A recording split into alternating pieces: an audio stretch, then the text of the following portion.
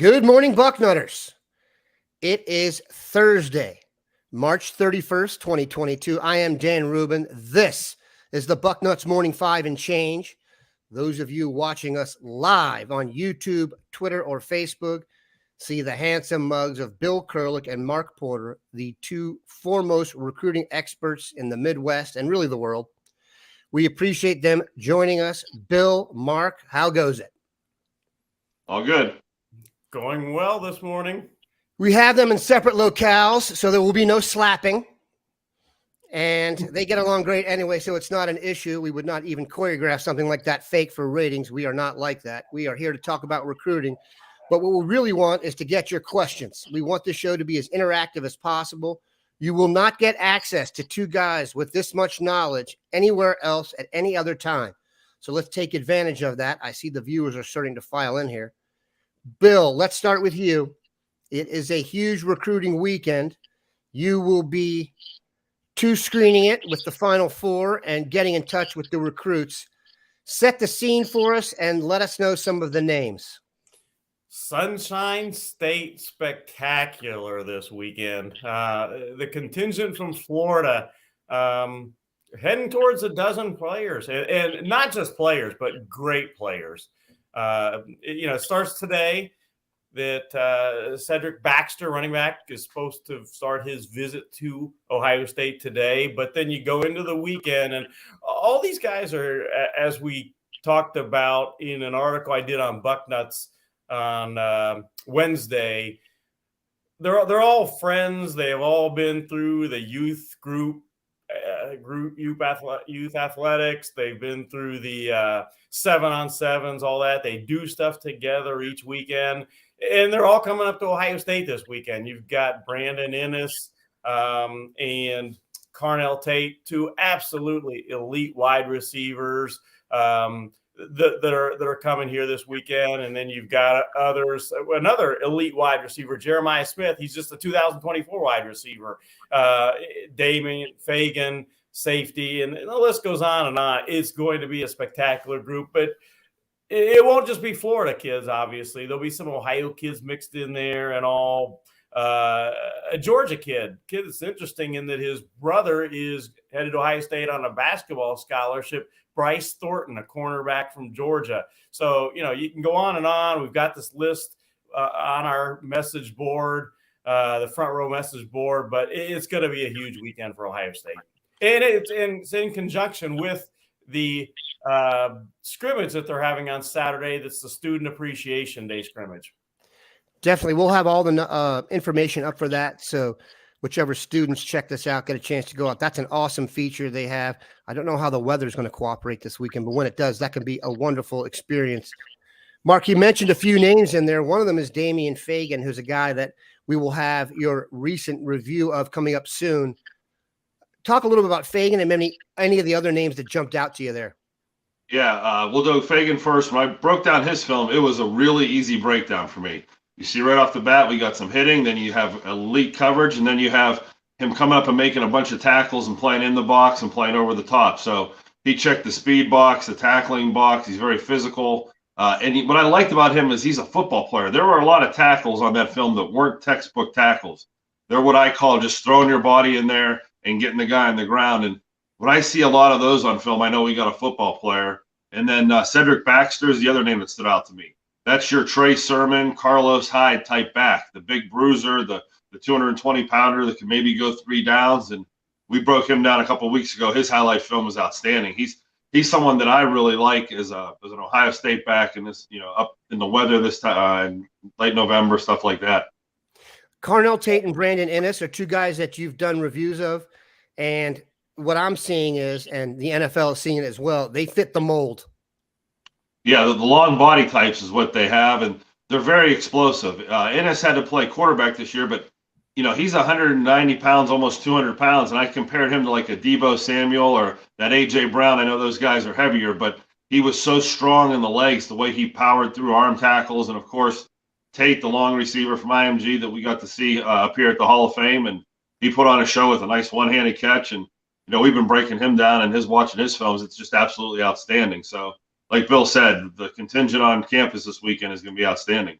And Dan, I got to get back real quick to two kids I absolutely got to mention that I haven't mentioned yet. We talked about the wide receivers from Florida, but Jalen Hale from Texas, tremendous talent. He's supposed to be here on Saturday. And then getting back to Florida, Cormani McClain, best cornerback in the country, is going to be here this weekend. So I absolutely have to mention those two guys as well. Yeah, Cormani McClain, very interesting. In the article you did with Andrew Ivins, our Florida expert, mentioned that Jeffrey Okudah was his favorite player. So that's always a good model. Bill, I want to ask you a question. I think all of us were a little bit surprised that, and I'm going to mess up these. There are so many names in this recruiting cycle that are out there just to mess me up, and even worse for Bill. So we're going to use as many as possible here. The quarterback that just committed to Tennessee, Nicholas Iamaleava, it's my best shot. Yeah, that's close. Was, I mean, the apple of everybody's eye. The programs that you would expect to be going after him, the USCs, the Ohio States, the Clemsons, the Alabamas, all went after him, and he committed to Tennessee, and he got an NIL deal in the millions. So is that why Carnell Tate is now on to Tennessee possibly? I mean, I really thought he was a done deal, but Tennessee, I got to give them credit. Their only way they're getting back in here is to write checks, and it seems like they're doing that. So is Tennessee a legit threat for Carnell Tate? I still think he's going to end up at Ohio State. I'll start there. But it's not a done deal. As Andrew Ivins and I talked about yesterday in that article, and Andrew knows those guys as well as anybody. He's right down there with them in Florida. With Nico, the quarterback, heading to Tennessee, that helps. You know, if you're a great wide receiver, you want to go where there's a great quarterback. So that helps. And, you know, he is considering them. They are in the running. It's going to come down to Ohio State for Carnell Tate. It's going to come down to Ohio State, Notre Dame, and Tennessee. I still think it'll be Ohio State, but Tennessee is in the running now. Very, very interesting. Of the guys from Florida, Bill, this is the question we always get, and this is prevalent. Is anyone on commitment watch for the weekend legitimately? Well, I think if Ohio State gives him the green light, safety Damian Fagan it would be the guy. Yeah, he's an outstanding player, but Ohio State already has a commitment from one safety, Cedric Hawkins from Florida. I like their chances a lot of getting Malik Hartford from here in Ohio, and I've crystal balled him to Ohio State, so that would be two. They love Joanel Aguero, who went to IMG last year but is back in Massachusetts this year. So, you know, can they get Aguero? You know, we'll see. But Damon Fagan is a talented prospect, and he likes Ohio State a lot. If they get the green light, and if they really push for him, I could see him as a possibility to commit this weekend or soon after. So, you know, we'll see what happens there. Interesting question from Zachary Dixon, topical, given we were discussing Iamaleava. Is the NIL money guaranteed, or do players need to stick with the team for a certain amount of time before they get paid? Nobody knows. That's the whole point of this. Every single NIL deal and stuff is being done off board. So I don't think they have any idea. Could you put a rider in there that if the kid transfers, he doesn't get the money? I'm sure. But that's kind of the wild, wild west aspect of this. There's no like financial thread tying everything together. Go ahead, Mark. Yeah, I actually talked to an agent, and he said when these NFL deals like the Deshaun Watson are announced, it's all in the contract. None of these numbers are actually going to be hit. A lot of times the last couple of years are written off. It's just, you know, dog and pony show with the numbers, and that's a lot what the NIL deals are. There's a lot of things that have to be met, and there's a lot of things they'll have to do to get the money. But shots fired with that deal to Nico Iamaleava down in there. That's a rude awakening for everybody in this college sports that thinks I'm not going to have to use money for freshmen. I know some schools have come in dead set against paying their freshmen. They want to pay the seniors and the guys on the field that deserve it. But Tennessee says you want to build a program, you pay freshmen, and we're going to see that flip the scales here. Hats off to them for giving it a shot. Now, as the NFL knows, most of the quarterbacks you take in the first round don't work out. So good luck with that money. It's also interesting because, you know, the NIL, I guess, it's certainly good content to talk about, but until it really affects the balance of power, it's really just chatter, because I think we all understand that there was probably some money being exchanged among players anyway at some point in time. But this was the Tennessee one was the first one that to me jumped the normal course of recruiting, meaning you've got a guy who could affect the balance of power not going to one of the three schools and going to another one. Now, football, you got a lot of players on the field. It's going to take more than that. But that was really the first one that to me could alter the balance of power. Now, it depends how much money Tennessee wants to spend, I guess. And to keep up with the Alabamas and Ohio States and now USCs of the world, I think will be difficult. But that's a challenge. All right, Bill, here's one for you. Who will be the biggest recruit OSU will get in the 23 class out of Georgia? And this is going to be a lead into a discussion on someone we all like very much. Go ahead, Bill. Well, right now I'd have to go with A.J. Hoffler just because I think they have the best chance of getting him from all of the guys in Georgia that they're recruiting. He's an outstanding player. Mark did a evaluation of him, a breakdown of him, and it was, to say the least, a very favorable breakdown. He's good. He's very, very good. So I would go with him, but certainly there are other guys. There's a lot of them, that are great, great talents that Ohio State has a chance at. I just think that right now Hoffler is the one they have the best chance of landing. Georgia is a very talent-rich program, and I'm going to hand this off to Mark here for his views on Hoffler. But what's interesting is, and this is going to come up incessantly, is that Georgia has not offered him yet. And people are saying, oh, how can he be that good if Georgia hasn't offered? Georgia is recruiting at a level right now in state, and given the fact they won the national championship, extremely high level. And if you go look at any NFL draft chatter coming up, Georgia's going to have 6 or 7 defensive players picked in the top 50.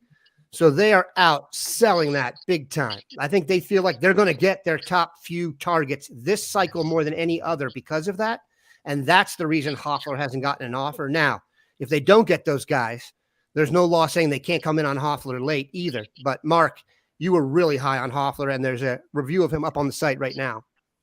Yeah, I thought he looked like Jadeveon Clowney or even Chase Young, 6'5", 240 pounds in high school, and he looks like he's going to get bigger and stronger.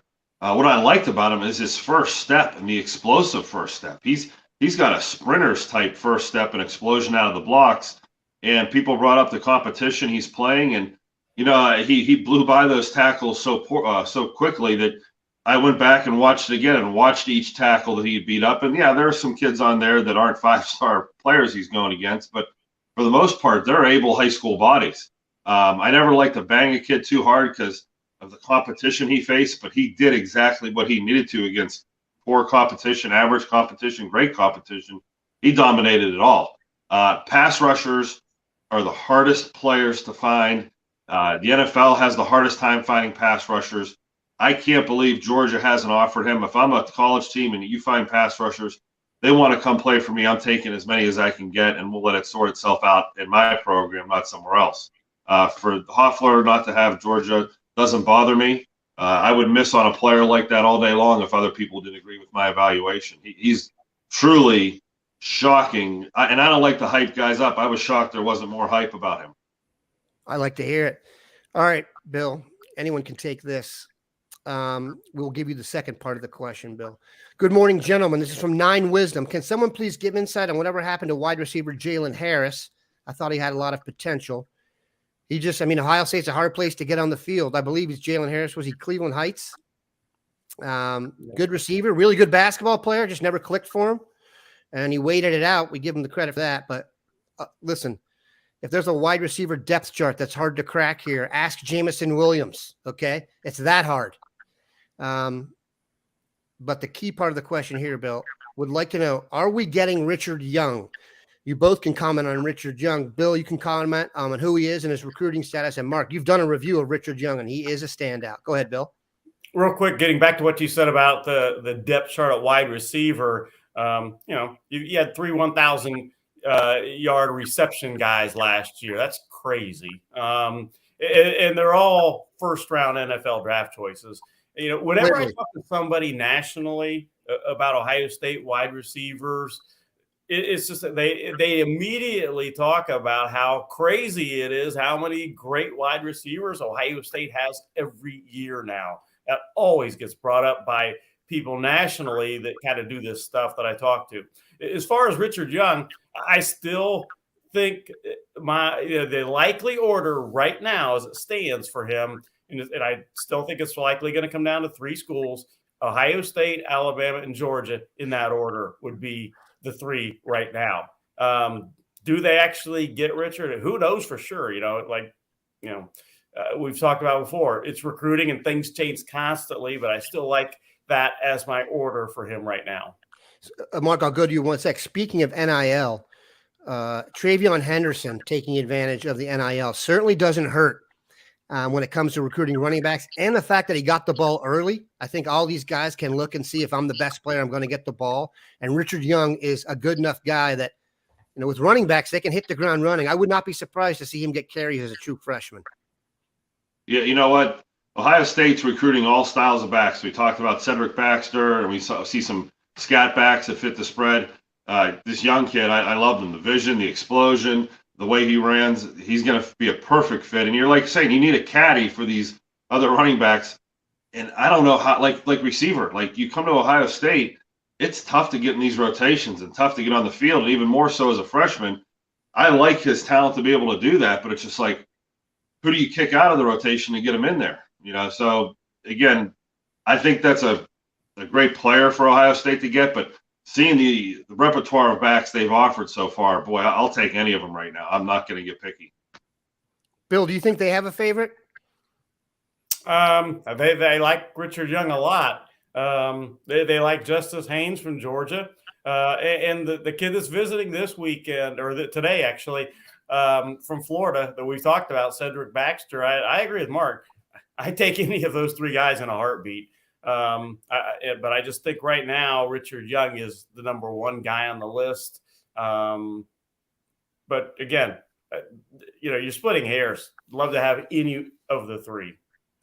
If you come down to a final 3 in recruiting of Georgia, Alabama, and Ohio State, you're pretty much ready for the NFL.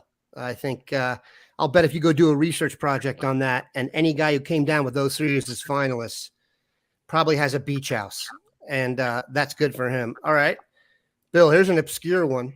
Who was a top prospect OSU is looking at from a less populated state? Didn't we have a guy from South Dakota a while back? Is it Grant Toutant? So if you can pull one out here, Bill. I haven't really seen – I guess Utah now, with the amount of guys they've had, is not even obscure. You got one for us?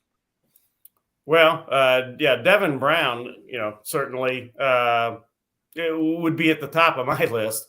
And what's crazy, not crazy, but crazy good for Ohio State is that, when I started doing this, back in the days of the stone tablet and chisel, Ohio State basically recruited in the Midwest.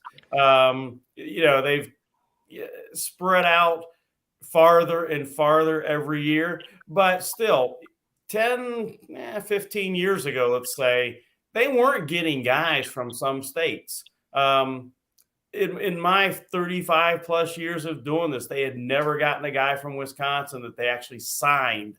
They did this past year. They got Carson Hinsman from Wisconsin. That broke that. They're getting guys from it doesn't matter. There is no state now off limits to Ohio State. They're able to get guys from every single state. That's my bad, B-Devil11. I was guessing there in Grant Toutant. I know they've gotten a guy from South Dakota or one of the Dakotas who never really played. How about this one? From Steve Loki. Looks like Jack Sawyer is going to fill Knowles' Jack position. Is that a position-specific type of recruit?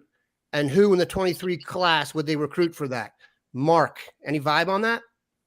That's a good question. Until we see this defense function, I'm not going to claim to have a great feel of the exact body types to go anywhere. And I think I talked about it last week, I think Knowles has had to put spare parts in the different positions on his defense where I don't know if he has types. I don't know if he's had the luxury at Ohio State to recruit a certain type to the position and get that type every year and just keep plugging and playing that type.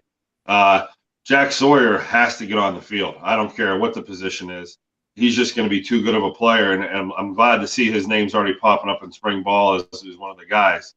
Coming out of high school, I had him as a can't-miss guy, and you get worried there, freshman year that he's not doing as much, but some of the ends in front of him, that's more what they were. They were seniors holding him back.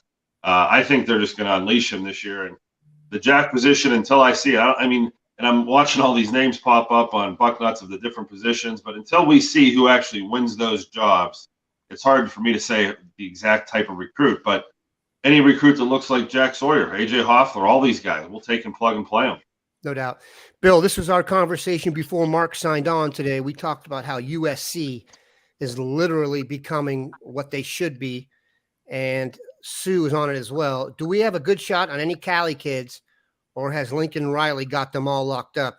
You can use this as an entree to kind of summarize what we were discussing. Well, I don't think Lincoln Riley necessarily has them locked up, but I think he's a factor now at USC that is making it a little bit more difficult for Ohio State. That program should be a relevant program, and he's going to get it back to relevance. Like we talked about, maybe not the old days of USC, but they're at least going to be relevant because he's going to bring in the kids. And he's already doing that. And we talked about this before the show. Jeremiah Smith, the wide receiver from Florida, class of 2024, he may have been about ready to commit to Ohio State, but as you'll see in an article I'm going to do on Bucknuts coming up here, he's visiting Ohio State this weekend, but he's not going to commit to Ohio State this weekend or anybody else. USC's involved with him now. He's a Florida kid. He's not a California kid, but it's just, shows what Lincoln Riley, he's going to make it a little bit more interesting for Ohio State. He's not going to keep Ohio State from getting great quarterbacks and great wide receivers. It's just that he's going to get his players out there too. Can Ohio State get any of these great California kids? Yep, they certainly can, and they certainly will. The kid that was here at the Under Armour just a week and a half ago, the wide receiver Ryan Pelham, 2024, tremendous player. I was really impressed with him. He's a kid that I certainly could see Ohio State getting, but he's also going to consider what Lincoln Riley in those schools can offer too. The other side of that, the question might be is, can USC pull players out of Ohio? They have got, maybe on one hand, I can remember in the last 15 years, players out of Ohio. And the reason I bring it up is they took Andre Walker, the Glenville offensive That was the tackle. name I was searching for in the banks here. Okay. And, Coach Ginn tells me a few weeks ago after Ohio State offered Bryce West and some of these other guys in the Michigan trip with the Glenville guys, USC was on the phone with them offering guys, and a bunch of the Glenville guys are going out to USC on a trip. That doesn't happen very often. If you've been on a trip out to USC, it's a little different than Ohio, and that could sway you. And, will we see USC make their presence felt? Maybe not just at Glenville, but with other players in Ohio as they spot recruit or need recruit. The key to USC and why I have confidence in them being, a powerhouse is similar to the reason I feel like Ohio State is set up, in that they are going to get an NFL first-round quarterback prospect and have usually 2 or 3 in the room going forward. Guys are choosing Lincoln Riley and Ryan Day to get them ready for the NFL. The track record is there. I've said this. Ohio State's on a run of first-round quarterbacks here that shows no sign of ending. And if they can recruit at this level, it should continue. And Lincoln Riley has the reputation. That's set. Those guys are thriving in the NFL and getting paid. So that's going to be a challenge. But thankfully, there's only one quarterback per class that you need to get. If it was a group situation, it might be a little more challenging. Bill, we will finish with this. Ed Rogers, never say we don't care about special teams. What is in the kicking pipeline? Well, I have long felt that whether it be the NFL draft or recruiting, kicking and punting is underrated. The Cincinnati Bengals were a good example of how many games did they win at the end of the game? And if they don't draft that kicker, they don't win those games. He was automatic. I knew the Bengals lined up for a field goal from less than 55 yards out, that guy was going to make it. And even if the game was on the line, if you have a great punter, it's so important. As far as the Ohio State kicking game, a name that I really think people should keep in mind is Jaden Fielding. He's the kid that from IMG.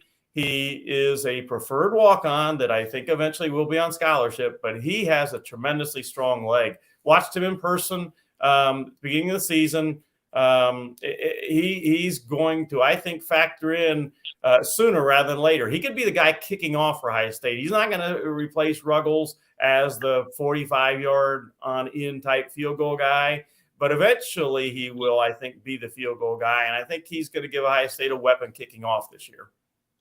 I'm not going to post this, but there's some discussion among our commenters here about whether USC or UCLA is in a tough neighborhood.